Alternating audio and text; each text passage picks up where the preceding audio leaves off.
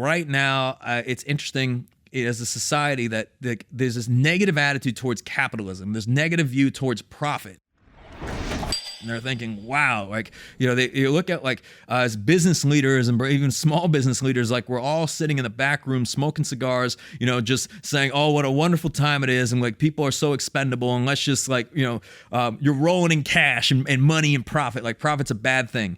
Well, knowing quite a few small business owners, I can tell you that it's actually quite the opposite. You usually have somebody that takes this massive risk, that starts a business, that's working 100 hours a week, that finally hires some people, that then is working every single day to make sure that they have enough work and to provide them with opportunity to grow. Then you're also then providing them with benefits and health insurance for their family. Then you're providing them with long-term career paths. Then you're trying to figure out everything. And then at the end of it all, you're like, okay, whatever's left, let me pay myself, right? Like, it's funny, like a big, let's say a big case settles or a big deal comes into a business. And sometimes I think from the outside, if you're on LinkedIn, you think, well, that went straight to the firm owner.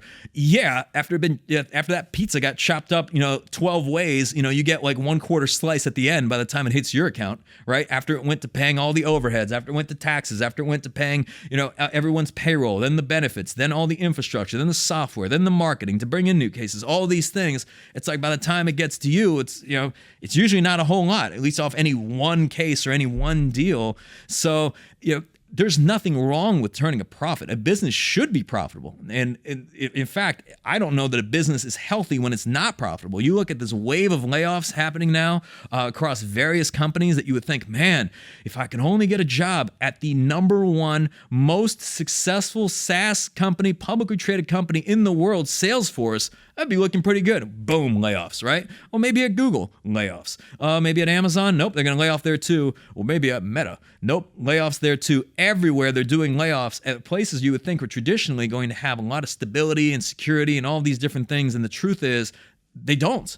So when you're growing a business, particularly a small business, that business being profitable means that perhaps it's being run in a way where you're able to continue to invest in the growth of that business in the future, to be able to have additional opportunities for your team, to be able to continue to grow. But there's nothing wrong with profit.